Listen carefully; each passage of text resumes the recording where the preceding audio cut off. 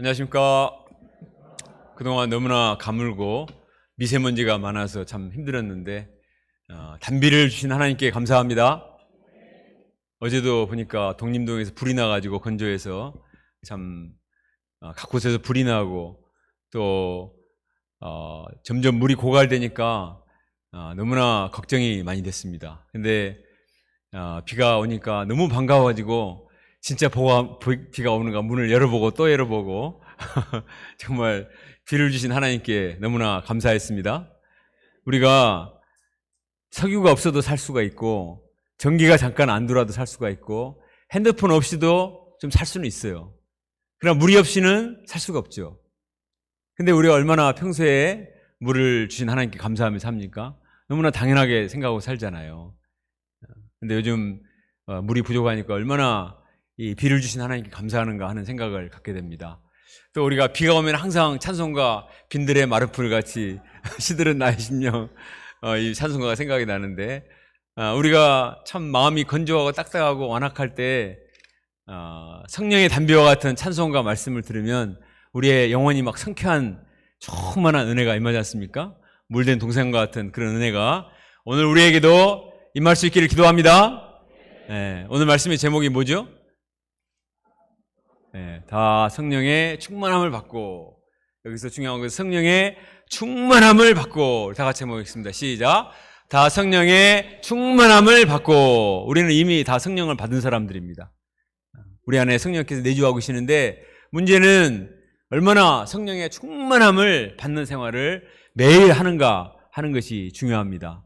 바람 빠진 그 타이어처럼 그냥 적당히 있으면은 자전거 굴러가지 않잖아요. 빵빵해야 잘 달려가듯이 우리 안에 성령이 충만해서 모든 죄의 세력을 이기고 하나님의 권능을 체험할 수 있기를 바랍니다. 기도드리겠습니다. 거룩하신 하나님 아버지, 과거 죄 가운데 거하며 사단 마귀의 지배를 받고 악령에 시달리던 비참한 자들이었습니다. 이러한 저희들을 위해서 하나님의 아들 예수 그리스도께서 십자가에 피 흘려 죽으심으로 우리의 모든 추하고 수치스러운 죄들을 다 씻어주시고 정결케 하신 것을 감사합니다. 또한 예수님이 죽은 자 가운데서 부활하심으로 말미암아 영원한 하나님 나라 산소망을 허락해 주신 것을 감사합니다. 또한 승천하신 주님께서 우리에게 약속하신 성령을 부으시어서 우리가 하나님의 영이 거하는 하나님의 살아계신 하나님의 성전이 되게 하신 것을 감사합니다. 하나님 아버지, 성령의 충만함을 덧입을 때 모든 어려움과 죄의 소욕을 이기고 승리할 수 있습니다. 하나님 아버지, 그러나 우리가 살고 있는 세상은 너무나 죄의 유혹이 많고 우리는 심히도 연약한 자인 것을 고백합니다. 하나님 아버지, 이 시간에도 우리의 심령에 찾아오셔서 우리의 마음의 모든 더러운 것들, 악한 것들, 어두운 것들을 다 몰아내시고 거룩하고 또 신령한 생명의 영으로 충만케 하시기를 간절히 기도합니다. 성령의 충만함을 받아서 하나님 아버지 땅끝까지 이르러 주의 증인된 삶을 살 수 있도록 우리 한 사람 한 사람을 축복해 주시기를 간절히 기도합니다. 예수님의 이름으로 기도합니다. 아멘. 지난주 우리가 사도행전 1장 말씀을 공부했는데요. 1장 말씀에서 예수님은 그렇게 말씀하셨습니다. 승천하시기 전에 몇 날이 못되어 너희가 성령으로 세례를 받으리라 이렇게 말씀하셨습니다. 오늘 2장 말씀은 너희가 성령으로 세례를 받으리라 말씀하셨는데 바로 그 성령의 세례를 받는 그 말씀입니다. 오순절 성령 강림을 통해서 성령의 세례를 받는 이 역사적인 사건을 기록한 사도행전 2장을 공부하게 됩니다. 이 성령 세례를 받은 오순절 성령 강림으로 말미암아 무려 3,000명이 회개하고 또 세례를 받고 초대 교회가 탄생되는 교회사 속에서 엄청난 이 역사적 전환점이 되는 사건이 바로 오순절 성령 강림 사건인 것입니다. 예수 그리스도의 성육신 성탄절만큼이나 이 오순절 성령 강림 사건은 너무나 중요한 사건입니다. 그래서 신학자 리차드 게프는 이렇게 말을 했습니다. 오순절 성령 강림이 없이는 그리스도의 죽음과 부활로 절정에 도달한 그의 구원 사역이 미완성되고 불완전한 상태로 남아있을 것이다 이렇게 말했습니다. 자, 우리를 구원하신 구원 사역의 정점은 예수 그리스도의 죽음과 부활입니다. 예수 그리스도의 십자가 부활이 구원사역의 정점이에요. 그런데 이것이 교회에 적용이 되고 우리 각자에게 적용이 될 때는 반드시 성령의 임재하심이 있어야 마음으로 영접하고 감동을 받고 영접을 하고 결단하고 회개하는 역사가 일어난다는 것입니다. 그래서 이 오순절 성령 강림 사건이 그렇게 중요한 것입니다. 오늘날에도 하나님께서는 한 사람이라도 더 구원하기 원하시고 이 역사에 우리를 사용하기 원하십니다. 이를 위해서 예수님의 십자가와 부활의 복음을 우리에게 주셨습니다. 우리는 그것을 알고 있고 믿고 있습니다. 그런데 문제는 그 복음으로 우리가 생명력을 덧입고 또 이 복음으로 사람들을 변화시키기 위해서는 우리의 힘만으로는 안 돼요. 우리의 지식만으로는 안 되는 것입니다. 반드시 성령의 도우심을 받아야 되는 줄로 믿습니다. 이것을 위해서는 오순절 성령 강림을 통해서 어떻게 성령께서 그 연약한 사도들을 도우셔서 그 어려운 가운데서도 이 많은 사람들을 대상으로 말씀을 가르쳐서 회개를 불러일으켰는가, 이 교과서와 같은 사도행전 2장 말씀을 잘 배워볼 필요가 있습니다. 오늘 말씀을 통해 오순절 성령 강림과 같은 큰 성령의 은혜가 우리 각자에게 임해서 우리가 은혜를 받고 담대함을 덧입어서 이런 놀라운 회개 역사가 우리 가운데 이 시대에 일어날 수 있기를 간절히 기도합니다. 먼저 1절에 보면 오순절 날이 이미 이르렀다고 그랬죠. 사도들과 예수님을 따르던 사람들이 다 함께 모여 있었습니다. 오순절은 6월절부터 50일이 지난 날입니다. 예수님이 언제 돌아가셨죠? 6월절에 돌아가셨습니다. 6월절 어린 양으로 돌아가셨어요. 그리고 예수님은 부활하신 다음에 40일 동안 제자들과 함께 있으면서 하나님 나라 일에 대해서 말씀을 하셨습니다. 그리고 말씀하시기를 앞으로 몇 날이 못 되어 너희가 성령으로 세례를 받으리라 하고 승천하셨어요. 6월절 지난 뒤에 50일이 지나서 오순절이 왔으니까 아마 예수님이 승천하신 뒤에 약 10여일이 지난 뒤에 성령이 임하시게 된 것입니다. 이때 사도들은 마음을 갖춰 오로지 주님이 약속하신 그 성령 세례를 기대하며 기도하고 있었을 것입니다. 근데 이곳에 성령이 임하셨는데 어떻게 임하셨는가? 우리 다 같이 2절과 3절 말씀을 같이 한 목소리로 읽어봅시다. 자, 시작. 호련히 하늘로부터 급하고 강한 바람 같은 소리가 있어 그들이 앉은 온 집에 가득하며 마치 불의 혀처럼 갈라지는 것들이 그들에게 보여 각 사람 위에 하나씩 임하여 있더니, 성령은 급하고 강한 바람처럼 임하여 온 집을 채웠습니다. 온 집을 가득 채웠습니다. 그리고 또 성령은 불의 혀처럼 갈라진 것이 각 사람 위에 임하게 되었습니다. 뜨거워 막 이렇게 맺습니다. 자세히 보면 성령은 온 집에 임했고 각 사람에게 임했다고 그랬습니다. 그렇죠? 성령은 공동체적으로 임하고 개인적으로 임하는 거예요. 그러니까 성령 역사를 체험하기 위해서는 모이기를 힘써야 됩니다. 공동체적으로 모이는데 나 혼자 있는데 성령 임해 주세요. 공동체적으로 임할 때가 많이 있단 말이에요.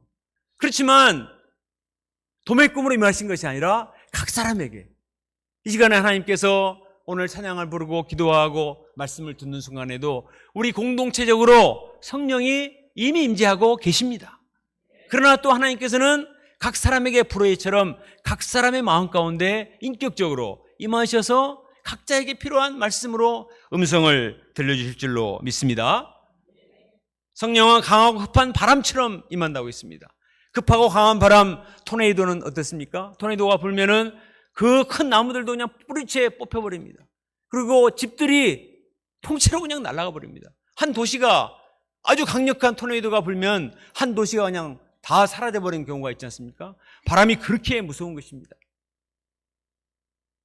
오순절 성령 강림으로 말미암아 제자들 마음 가운데 있던 모든 걱정, 근심, 염려에 이런 미서문제 싹 쓸어버리고 그들의 마음속에 뿌리내린 두려움과 시기심과 미움과 불신과 의심과 이런 모든 악한 뿌리들을 싹 뿌리 뽑아서 전부 날려버리는 완전히 새로운 사람이 되게 하는 것입니다. 잔잔한 바람 갖고는 안 되는 거예요. 그래서 그냥 강력한 바람을 불어서 다 뽑아버리고 다 날려버리고 전부 그냥 다 날려버립니다. 성령께서는 불의 해처럼 임하신다고 했습니다.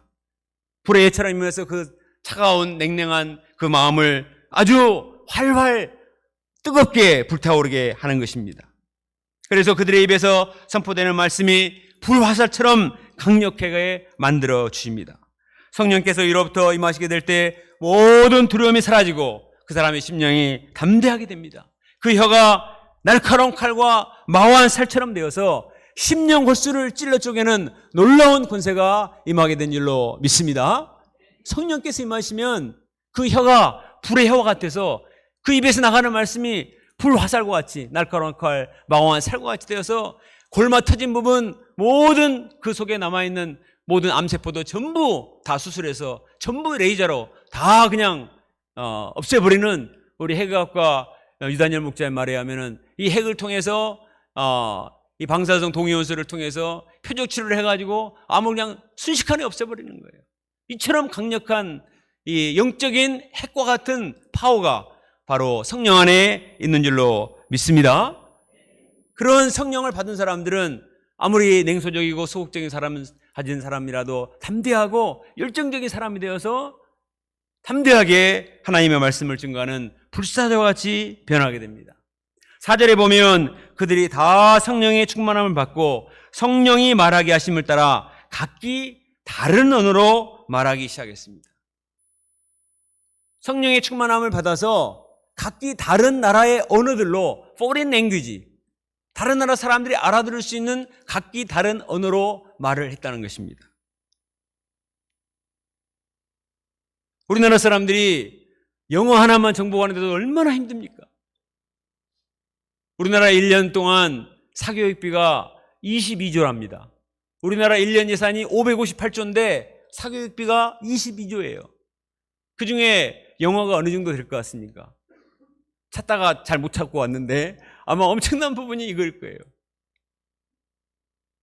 그런데 제자들은, 사도들은 사교육비 하나도 안 드리고 돈 하나도 안 드리고 레슨도 안 받았는데 성령께서 임하시니까 그 자리에서 그냥 언어의 은사가 임해가지고 즉석에서 토익 900점 이상이 다 돼버린 거예요. 즉석에서 그들이 다른 나라 언어로 다 말을 했는데 사방에서 온 사람들이 와, 우리나라 말로 복음을 전해주네.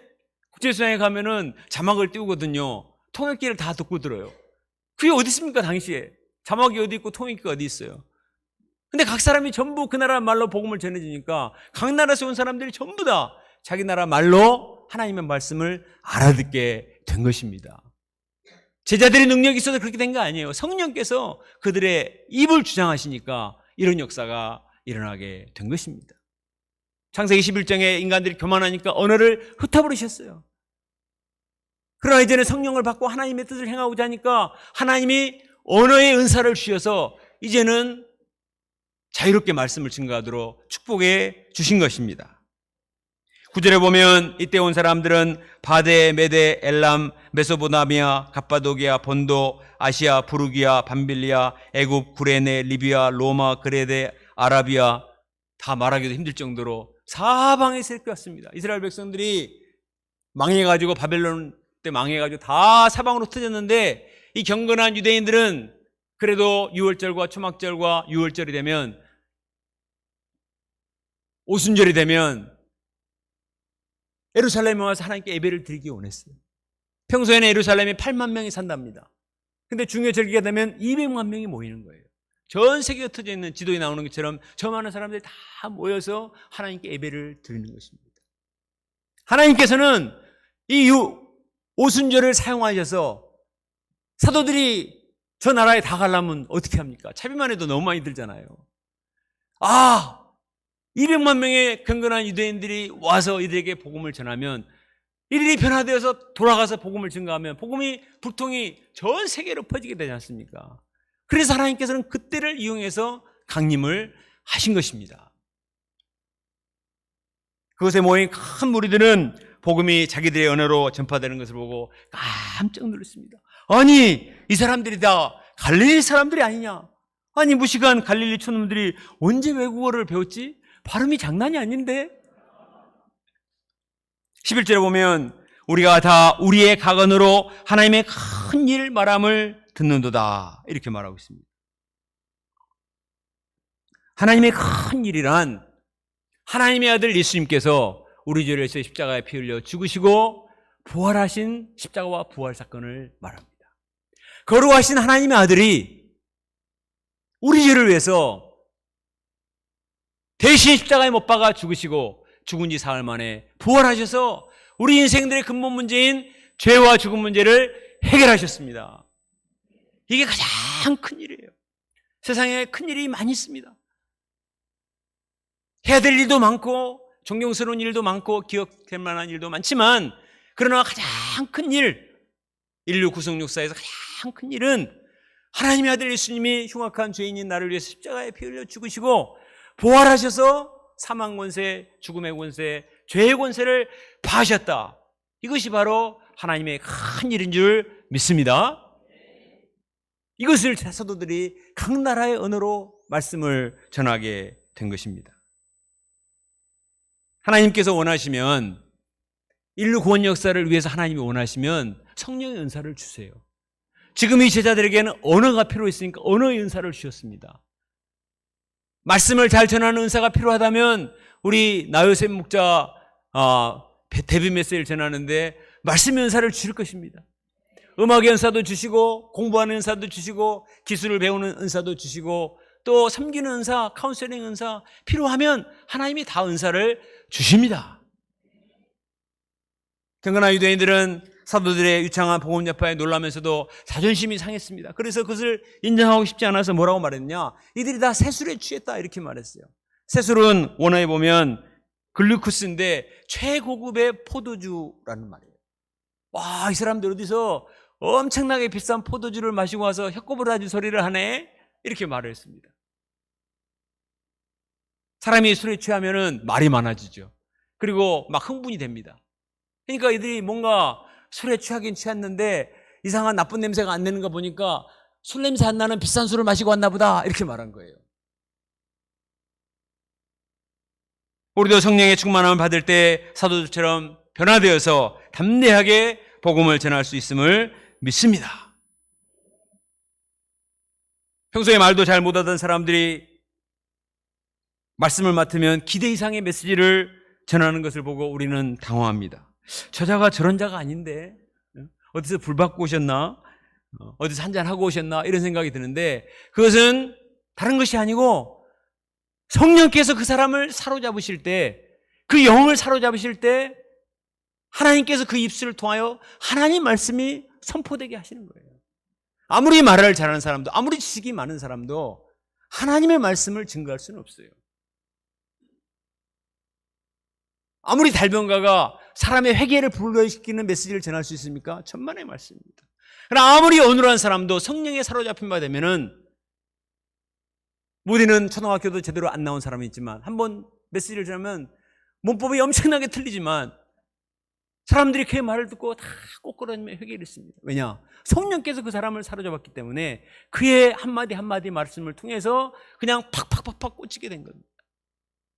하나님께서 이러한 성령의 은사를 허락해 주셔서 우리가 전파하는 말씀을 통해 양들이 회개하고 변화되는 구원 역사를 이루시기를 간절히 기도합니다. 40년 전에 우리 한국유배협회에서 캐나다에, 지금은 캐나다 가는데 문이 많이 열렸어요. 그러나 당시만 해도 캐나다 가기가 정말 어려웠습니다. 그런데 잠깐 재봉공 이민을 받는다, 그 말을 듣고 전국에 있는 유배부 자매님들이 재봉을 배우기 시작했습니다. 선교사로 나가려고. 한 번도 재봉을 해본 적이 없는 사람이 재봉을 배워 선교사로 나가고, 그래서 얼마나 손가락을 바늘에 많이 막 찔리면서도 막 배웠어요. 근데 이분들은 대부분 영어를 잘하는 사람이 거의 없었습니다. 그 중에는 초등학교밖에 안 나온 분도 있어요. 어떻게 캐나다에 가서 돈벌이를 하면서 캐나다 대학생들을 먹일 수 있는가? 이사물 교사님은 중학교 1학년 교과서부터 애우도록 했습니다. 열심히 기도하고 중학교 1학년 영어 교과서부터 매일 한 페이지 이상씩 외우기 시작한 거예요. 간절히 기도함으로 할 수 있거든요. 무슨 말이냐? 믿는 자에게 능치 못할 일이 없느니라. 하나님을 믿으라. 오직 성령이 너에게 마시면 너희가 권능을 받고 예루살렘과 온 유대와 사마리아와 땅끝까지로 내 증인이 되리라. 그들은 우리의 법이라. 외치며 열심히 기도하니까 처음에는 너무나 힘들었던 영어가 점점 달달달달달달 막 고성 미싱처럼 막 애워지기 시작하는 거예요. 그래서 이분들이 나가서 복음을 증거해서 캐나다 대학생들에게 복음을 증거해서 그때 남은 자들이 지금까지 남아 있어요. 그때 남으신 분들이 지금 캐나다에 50대, 60대 목자가 되어서 그 자녀들이 지금 대학생이 되고 결혼을 하고 이런 역사가 일어났습니다. 어떻게 이것이 가능해요? 가난하고 무식하고 또 연약한 자들이지만 성령을 의지하니까 성령의 충만함을 덧입어서 하나님께서 성령의 말하게 하심을 따라 하나님의 큰 일을 증거해서 기독교 국가인데도 복음을 알지 못하고 방황하던 많은 캐나다 영혼들이 회개하는 구원의 역사가 일어나게 되었습니다. 이 역사는 지금도 일어나고 있어요. 우리 이미삭 선교사님, 리브가 선교사님 한마디도 기르키 못하셨습니다. 60대가 넘었어요. 그러나 그곳에 가셔서 아주 유창한 언어로, 아주 유창하진 않지만 그러나 얼마든지 소통이 가능한 언어로 학생들을 도우시잖아요. 우리가 정말 하나님 말씀에 순종하고 하나님 말씀을 증거하고자 하면 하나님께서 우리에게 성령의 충만함을 통하여서 성령의 말하게 하심을 따라 얼마든지 하나님 말씀을 증거해서 구원의 역사를 이루게 하실 줄로 믿습니다. 14절을 보겠습니다. 베드로가 열한 사도와 함께 일어나서 말합니다. 때가 제3시니 이 사람들이 취한 것이 아니라, 제3시는 아침 9시예요. 유대인들은 아침에는 술을 못 마시게 돼 있어요. 무슨 아침 9시부터 술을 어떻게 마시냐. 이건 술을 마신 것이 아니고 요엘 선지자의 언약의 성취이다, 이렇게 말씀하면서 요엘서 말씀을 언급하며 말씀을 전합니다. 다 같이 우리 16절부터 18절 같이 읽습니다. 시작.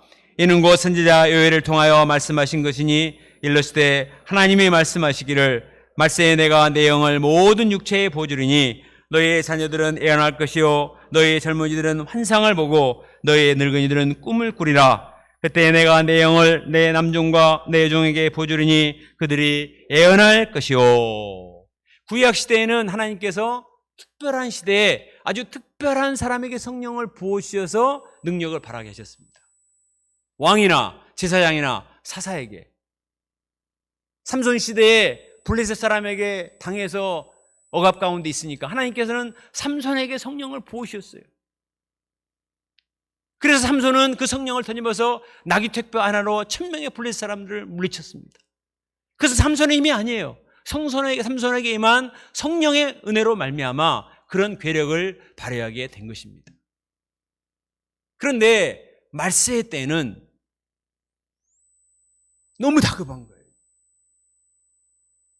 한 사람이라도 더 구원해야 되겠는데 어떤 특정한 사람에게만, 어떤 특정한 지역에만 성령이 임하기 위해서는 구원받는 사람이 많이 있을 수 없으니까 뭐라고 말씀하십니까? 말세의 때는 모든 육체에 여호와 영을 부어주신다. 어린이도, 젊은이도, 노인도, 남종도, 여종도, 남녀노소, 빈부, 귀천을 가리지 않고 누구든지 사모하기만 하면 다 성령을 부어주십니다. 마치 뚝이 터져서 그냥 폭포수와 같이 물이 확 쏟아지는 것 같아요. 댐에 물이 넘쳐가지고 수문을 활짝 열어가지고 물이 다 쏟아져 나오는 것 같은 그런 시대에 우리가 살고 있는 것입니다. 어린아이들은 성령을 받으면 애언을 한다고 했습니다. 어린아이들은 순수하기 때문에요, 말씀을 잘 암송을 해요. 말씀 암송하면서 은혜 받으면 아빠한테도 회개를 시키거든요. 성령이 임하시면 젊은이들은 환상을 본다. Your young men will see visions. 젊은이여 환상을 보라. 환상을 보게 됩니다. 환상이 뭐죠? 환상은 하나님이 보여주신 미래적 꿈과 비전을 가리켜요. 현실을 넘어서서 나는 이전에 꿈꿀 수 없었는데 하나님이 보여주시는 놀라운 신령한 꿈과 소망을 가리키는 것입니다. 젊은이들은 엄청난 에너지가 있어요. 신체적으로 젊었을 때는 큰 에너지가 있어요. 열정이 있습니다. 근데 문제는 그 열정에게 무엇이 부어지는가가 중요한 거예요. 만약에 그 펄펄 끓는 열정의 용광로 속에 육신의 정욕이 부어지면 한없이 타락하게 되는 거예요. 걷잡을 수 없이 죄의 폭탄이 되어서 끔찍한 일을 저지르는 그런 악을 행할 수밖에 없습니다.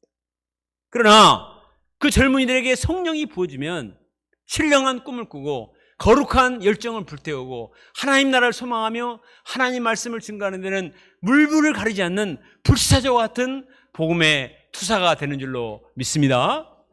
이게 바로 비전이에요. 이것이 바로 환상입니다. 아까 우리가 불렀던 보리라 하는 찬송, 우리가 복음성가 부를 때마다 참 가슴이 막 뭉클하지 않습니까? 오늘 우리 오늘 눈물로 한 알의 씨앗을 심는다. 꿈꿀 수 없어 무너진 가슴에 저들의 푸른 꿈 다시 돋아나도록 우리 함께 땀 흘려 소망의 길을 만든다.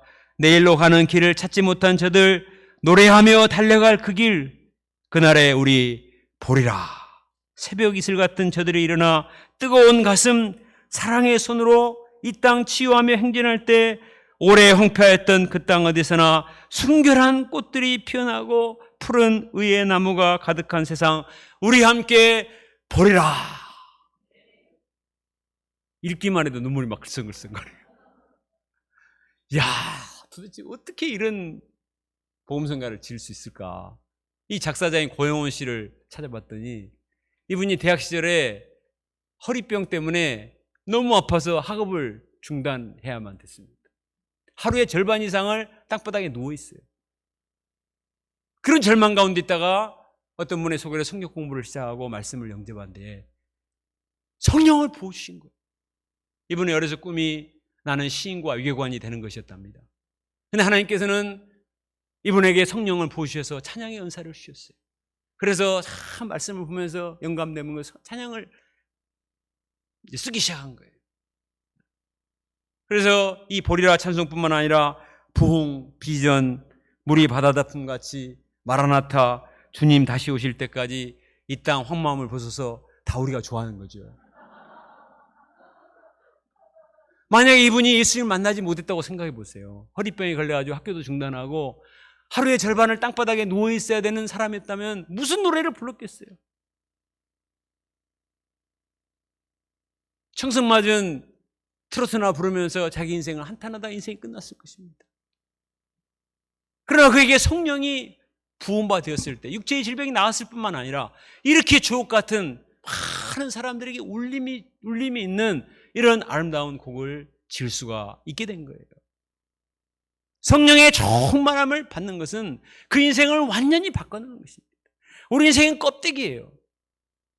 그 사람 안에 어떤 영이 부어지는가에 따라서 그 사람은 완전히 헐크가 될 수도 있고 성자가 될 수도 있어요. 하나님께서 우리 모두에게 성령을 부어주시기를 간구합니다. 우리 광주 출신의 동경 유배프 선교사인 정다니엘 선교사님은 대가족 집안에서 자라서 할아버지가 있고 삼촌들도 많고 이렇게 많아서 사랑도 많이 받았지만 삼촌들이 맨날 심부름을 시키는 거예요. 그래서 너무 고단한 거야. 그래서 어떻게 하면은 덜 고생할까 생각하다가 심부름을 천천히 하자. 빨리 하면은 많은 일을 하니까 2, 3주 시키면은 1시간 걸리고 2시간 만에 가져오고 이렇게 하다 보니까 느림보가 돼버렸어. 느림보가. 그래서 운동회 때도 달리기가 꼴찌야. 노래를 불러도 박자가 한 자 두 박자 느려. 대학에 들어올 때도 2학기를 꼴찌로 입학을 했습니다. 간염 때문에 하루에 12시간을 자도 피곤하고 축농증 때문에 너무나 답답했어요. 대학에 왔지만 힘이 없었고 희망이 없고 꿈이 없어요. 단지 고생하시는 어머니를 생각할 때 마지못해 공부하는 그런 운명적인 자였습니다. 그러나 그가 성경 공부를 통해서 예수님을 만나게 된 거예요.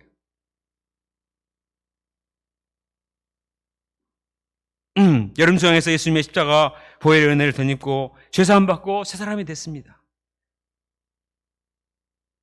그리고 하나님께서는 매년 개최되는 세계선교 보고대회를 통해서 이 세계선교 환상을 주셨어요. 나 같은 사람도 선교사 인생을 살게 해달라고 기도했습니다.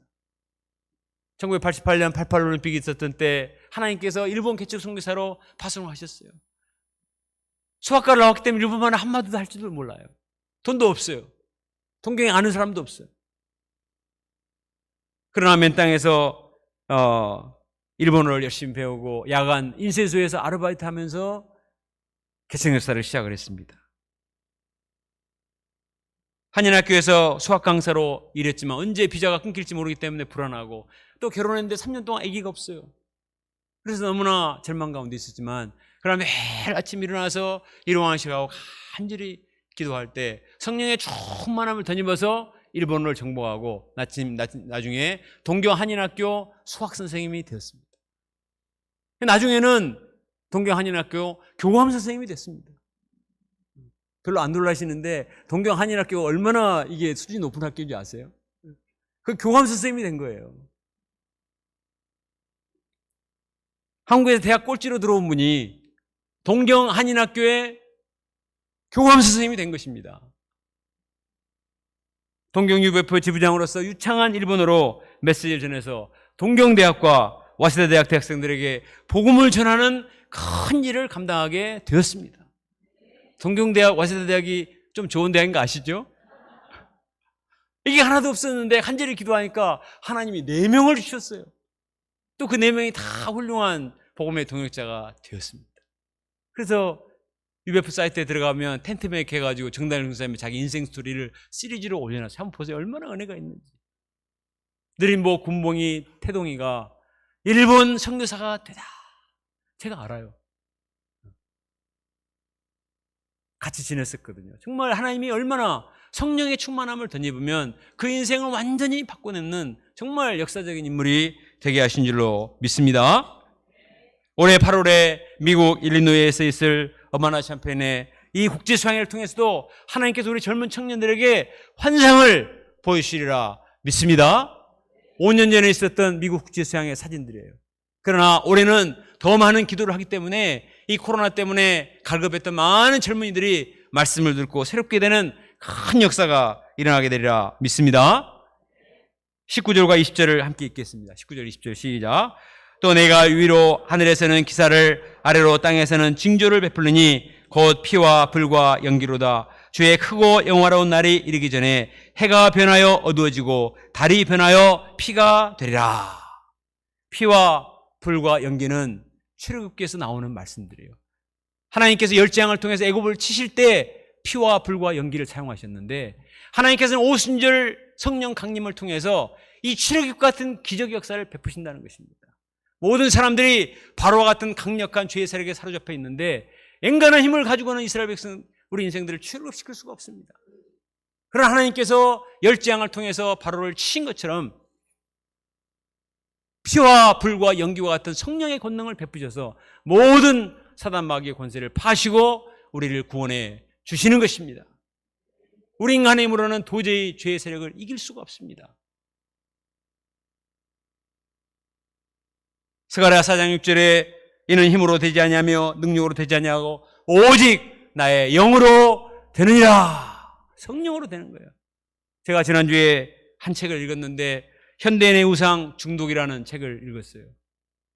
이번에 저자 김덕기 씨는 주식 투자를 했는데 너무나 돈이 잘 벌리는 거예요. 그래가지고 28억을 벌었습니다. 왕구점 사장이었는데 28억을 번 거예요. 돈이 버니까 배는 게 없어요. 이제는 정치도 하고 내가 뭐든지 할 수 있을 것 같아요. 그러다가 이제 자기 마음대로 막 이렇게 투자하다가 하루아침에 폭삭 망했어요. 전 재산을 날리고 빚을 지고 자살 기도를 7번을 했습니다. 가족들이 제발 하지 말라고 하소연을 해도 안 돼요. 아버지가 농약병을 들고 너 나하고 같이 마시고 죽자 이렇게 말해도 안 들어. 어머니가 화병으로 돌아가셨어요. 장례식 날 어머니가 관 속에 누워있는데 그 간뚜껑이 주식 현황판으로 보이는 거예요. 이 정도로 심각했어요. 이런 사람은 어떻게 구원할 수 있습니까? 이런 사람도 말씀을 공부하고 기도하고 성령이 임했을 때 변화돼가지고 이제는 완전히 끊고 대학 교수가 되고 상담가가 되었습니다. 그래서 이분이 지은 책이 중독자 김출중이 악령을 이기는 방법, 교수가 된 노숙자, 이런 책을 썼어요. 인간의 힘으로 안 됩니다. 오늘날 중독으로 고통하는 사람이 얼마나 많은지 알아요. 우리나라에서 엄청난 예산을 투자해도 해결이 안 돼요. 성령이 임하시면 주님의 강력한 능력으로 말미암아 모든 죄의 세력을 이기고 능히 구원하시리라 믿습니다. 21절을 같이 읽어봅시다. 21절 시작. 누구든지 주의 이름을 부르는 자는 구원을 받으리라. 그 사람이 어떤 사람이라도, 어떤 흉악한 죄인이라도, 죄의 중독이 심한 사람일지라도 주 예수의 이름을 부르며 찬양하며 기도하면 구원을 받고 새 사람이 될 수가 있습니다. 21절 36절은 베드로의 설교입니다. 자, 23절부터 24절을 같이 읽습니다. 시작.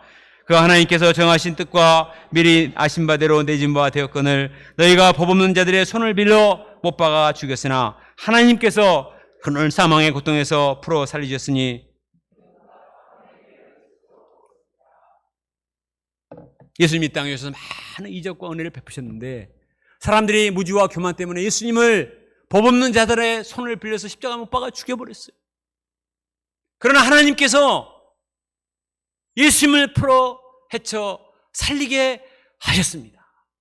하나님의 아들 예수님은 사망에 매어서 썩임을 당할 뿐이 아니에요. 예수님은 죽음의 권세를 파하시고 부활하셨습니다.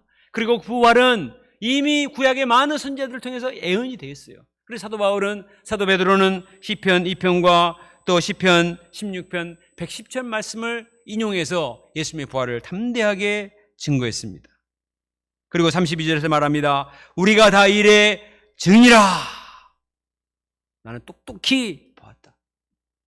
예수님이 내 죄를 위해서 죽으셨고 살아나신 것을 보았고 그 예수님이 보내주신 성령을 덧입은 증인이요 말하면서 마지막 결론으로 말합니다. 36절 같이 읽습니다. 시작.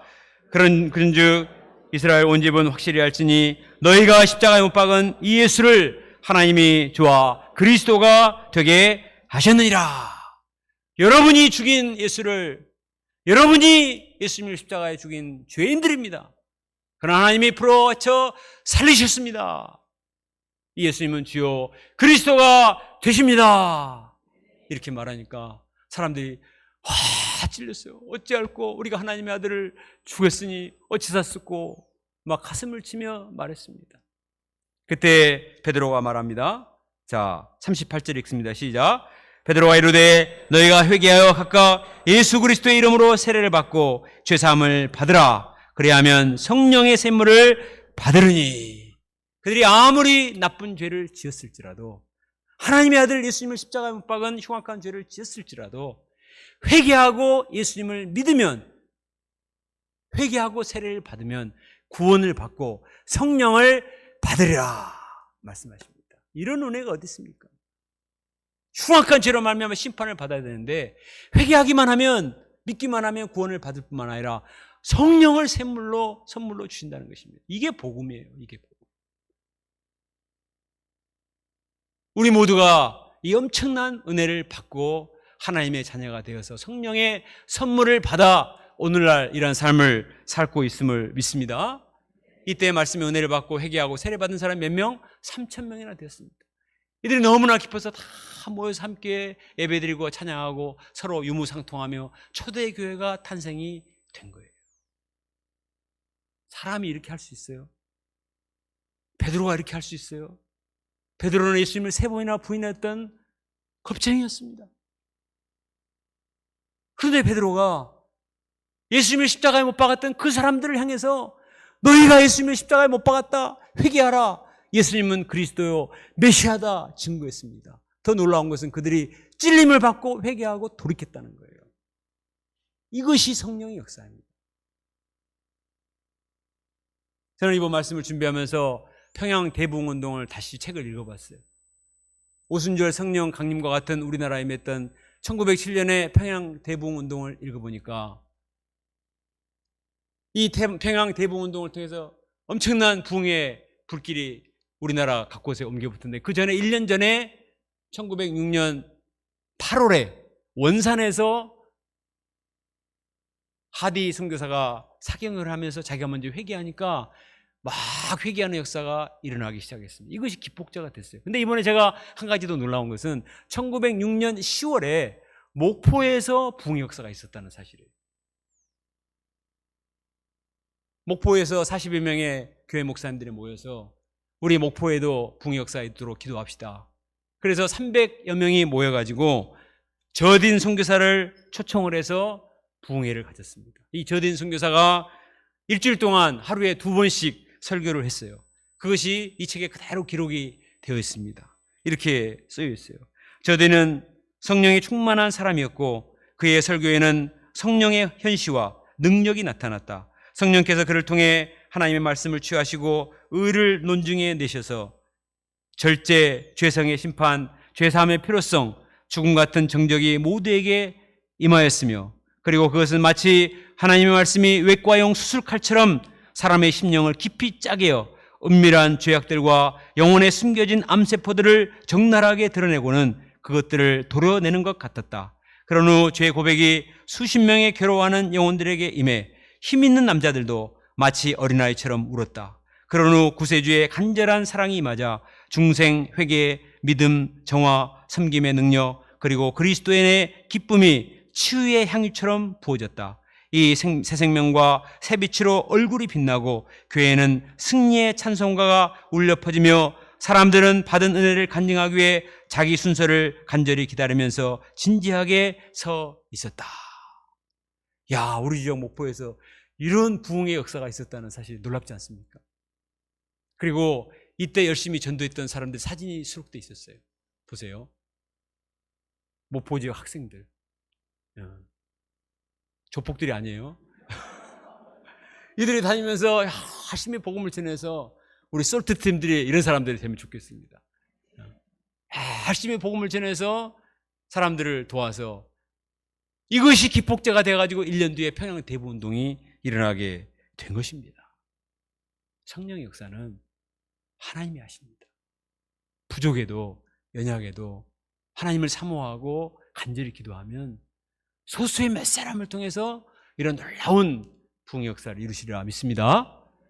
자, 결론입니다. 오늘 오순절 성령 감령 사건을 배우면서 하나님께서는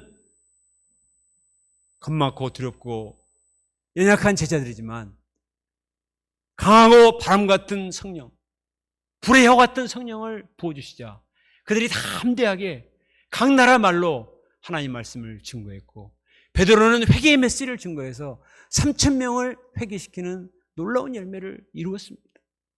이것은 사람의 역사가 아니라 하나님의 역사요, 성령의 역사입니다. 이것이 오늘날 한국교회 역사요, UBF 역사요, 오늘날 우리 역사인 줄로 믿습니다. 이 하나님은 오늘날 지금도 우리를 통해서 이런 역사를 이루기를 원하세요. 믿습니까? 그러면 사모하세요. 하나님, 저도 성령의 충만함을 받기 원합니다. 하나님, 저도 성령의 도구로 사용해 주세요. 제가 전하는 말씀을 통해서 한 사람이라도 회심하고 변화되게 해주세요. 올해 내가 한 사람을 데리고 수양에 참석해서 그 사람이 변화되면 우주가 바뀌는 역사인 것입니다. 오순절 성령 강림 에즈베리 운동하니까 막 불 어디 불 받아야 되지 않을까? 새벽기도 나와서 일용하씩 먹으면 돼요. 일용하식과 1:1 한 말씀에 생명을 걸고 한 영혼의 생명을 걸어보세요. 충분합니다. 하나님이 충만한 성령을 부으셔서 우리 한 사람 한 사람을 통해서 놀라운 회복의 역사, 구원의 역사 이루시리라 믿습니다. 기도하겠습니다.